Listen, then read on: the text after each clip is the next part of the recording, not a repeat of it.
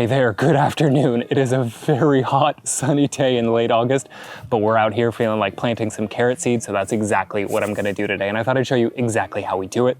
Because carrots, they do have a reputation for being kind of difficult plants to grow, and I don't think they exactly deserve that reputation. In reality, they're just difficult seeds to germinate. But once you do get them to germinate, they're actually pretty easy plants to take care of. So I wanna show you exactly how we sow them here in our raised beds. This exact same set of methods that will work great for pots. It'll also work great for an in-ground garden, because I basically think this methodology is just really easy to follow in any home garden, regardless of your context, and it gives very good results. You're gonna get good germination, and you're also going to be set up for an easier time taking care of those plants once they do pop up. But before we get started, we actually need to talk a little bit about the soil here. Now, when you're growing carrots, you're often gonna hear two things about the kind of soil you need. One, it needs to be soft, and that's absolutely true. You need soft soil, otherwise you're gonna get stubby, tiny, compact plants if you get anything at all. Also, you're gonna hear that it needs to be free of debris. You can't have things like wood chips in it.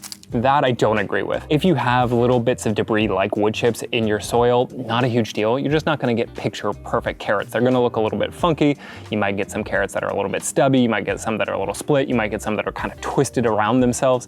But honestly, who cares? They're still gonna taste delicious unless you're trying to sell them at some sort of market. I don't think it's a big deal. We've grown lots of carrots in soil that was half wood chips, and they grew absolutely just fine. They looked a little funky, but at the end of the day, we put them in some stew and they tasted great. So what you really need to care about is making sure that that soil is nice and soft. One easy way to do that, of course, is growing them in a container like a raised bed or a pot and using raised bed mix or potting soil, which is what we're doing here. I'll link to a video about how we fill up our raised beds though. The other thing you need to know is that before you get started, you wanna make sure that your soil is nice and moist. You don't wanna be trying to water this too heavily once you actually get the seeds in the ground, because carrot seeds are tiny and they're gonna wash right away. Much easier to get it wet beforehand. So let's do that right now. Okay, the soil is plenty saturated at this point, but obviously it's a big glumpy mess here at the top. We don't want to try and plant into this swamp, so we're gonna give it a few minutes to clear out and soak down into the bottom layers of this raised bed. I'll see you in 5 minutes. Now that the water has soaked in, I'm gonna go ahead and flatten out the soil and make sure that we have a nice level surface to work with before we actually put the seeds into the ground. I'm gonna be using a rake to do this, but you could easily use a piece of wood or even your hand, whatever works. All right, now that our soil is nicely moistened, plenty saturated, and it's flat enough for my purposes anyways, it's time to actually sow the seeds. And I think this is the step where a lot of folks kind of get stuck, because there's a lot of conflicting advice out there on exactly how to space out your carrot seeds. So I'm gonna tell you exactly how we do it, what I recommend. I think it's a really good starting point. If it doesn't work out just right for you the first time, you can always adjust from there, but I think this is a good place to get started. What we want ultimately is rows of carrots that are 6 inches apart, meaning the rows are 6 inches apart.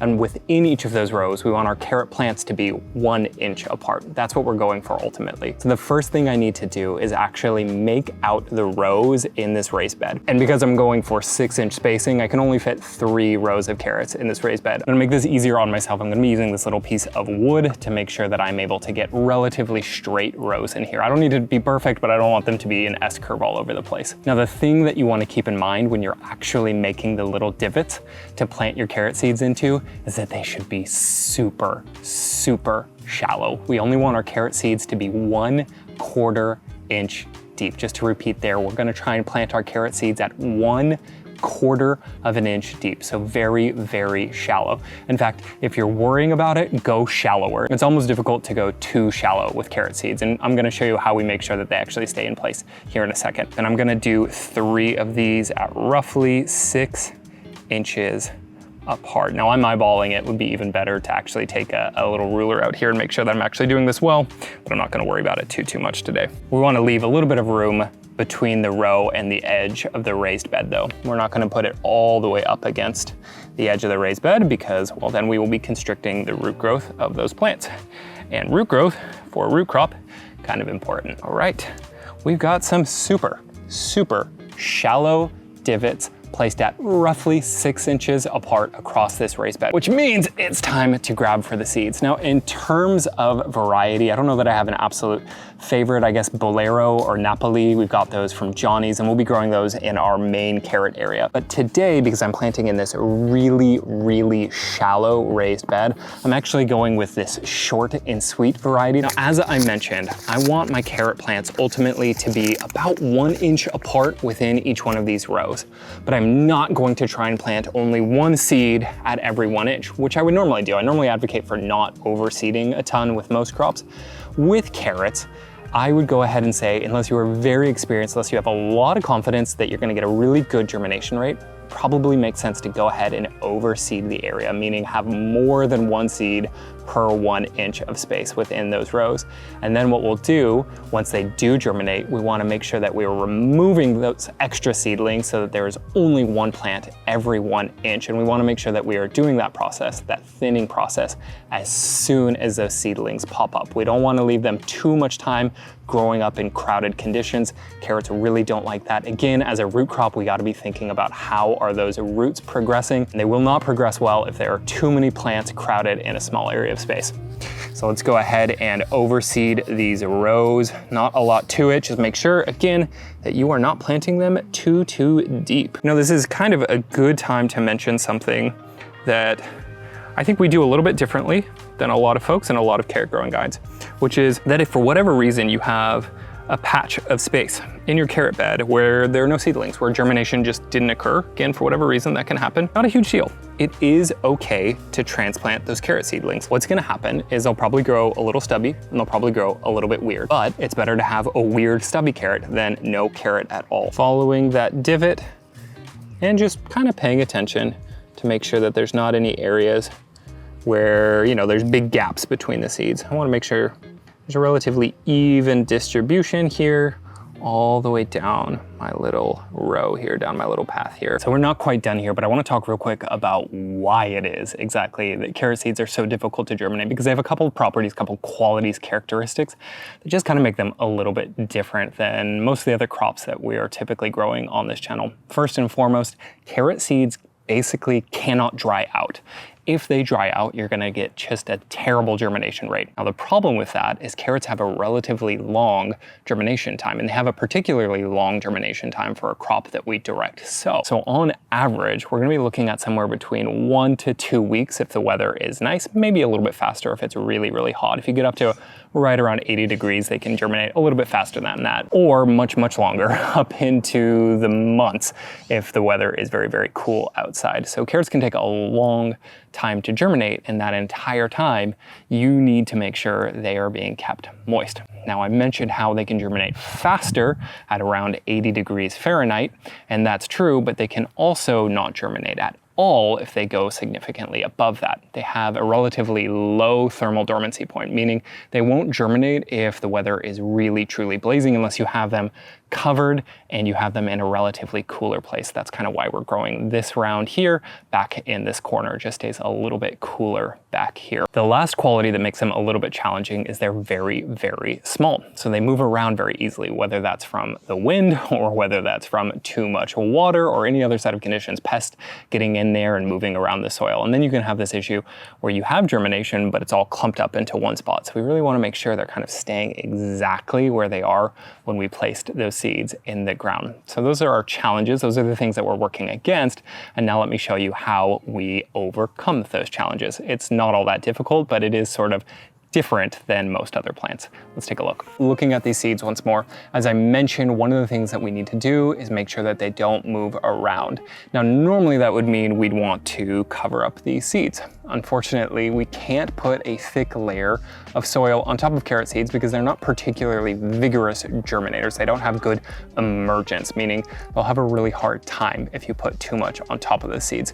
So actually, instead of putting any potting soil, any loose soil on top of here, the first thing I'm gonna do is just gently pat those seeds into place to make sure that those seeds have good contact with the soil underneath. We've gone ahead and kind of patted those seeds into place, and at this point you have a couple of different options.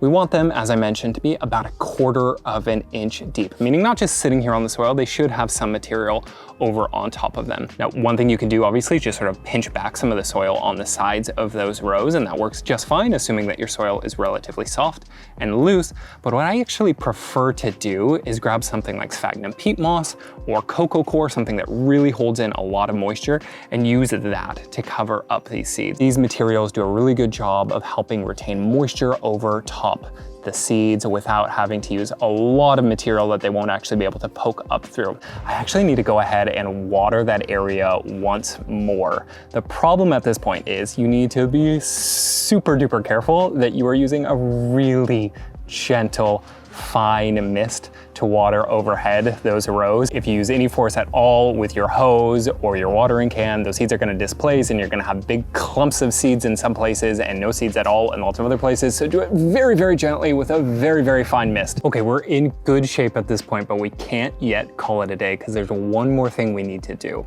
Unlike just about every other crop that we grow on this channel, carrot seeds really do better if you cover them up until they're germinated. And I don't mean with soil, I mean if you use an actual opaque material to cover up those seeds.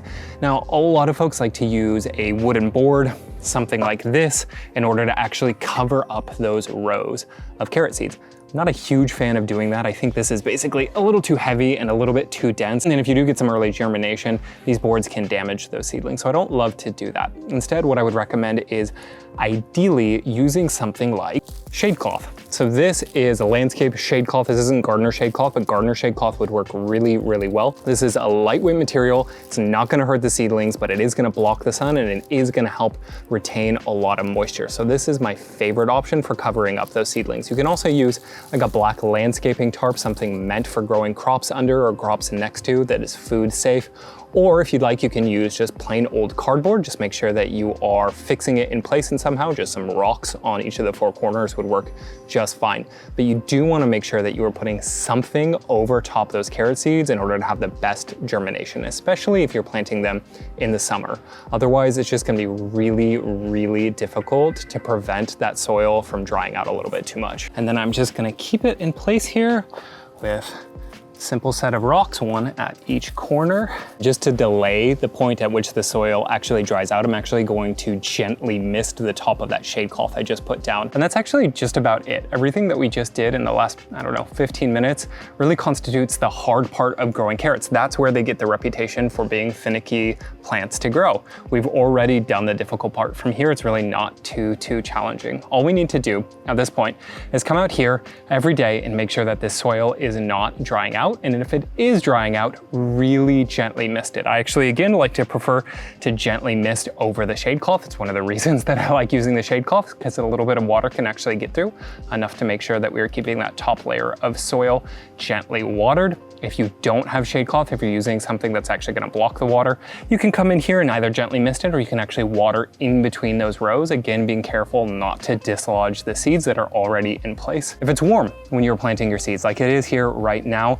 don't get too complacent and think that you've got a week or 2 weeks until those seeds pop up. They can pop up kind of unexpectedly quickly when the weather is nice. The moment that you start to see those seedlings pop up out of the ground, we want to remove that cover. Whatever that cover was, even the shade cloth, we want to make sure that we are taking that away right away. Those seedlings are going to need lots of light. We're also, again, going to want to make sure that we are thinning those seedlings right away, right as they start to pop up, to 1 inch apart. And again, if you do end up having any areas with poor germination, don't sweat it, that happens. Just go ahead and transplant some of the extra seedlings from some spots into those areas where there's not enough plants, knowing that they might look a little bit funky when you go to harvest them. But again, better than nothing. At that point, once they are germinated, you have them thinned out. All you gotta do is make sure that you are weeding the area. They don't wanna compete with other plants. They're not very good at competing with other plants, and just making sure that there's no weeds popping up. And that's it. Congratulations, that is the hard part done. You can wait until they're ready to harvest. Go ahead and harvest them once you actually see those carrots popping up out of the soil and the tops of those carrots look like they are the right size. One last tip I want to leave you with here is it's a really, really nice idea to succession crop your carrots, meaning do more than one round. I like to do one here in late August. I'll do another one in September, probably sneak one in late October, and we'll actually leave those plants in place over winter so that we can pick them in early spring, and then we'll do another round in spring, if not 2. And you can probably even plant them at the height of summer if you're being careful, again, to make sure that they have the best chance to germinate. Otherwise, I hope you enjoyed this video. I hope it gave you the confidence to get out there and try some carrots regardless of where you're growing, and I will see you on the next one. Until then, happy gardening, y'all.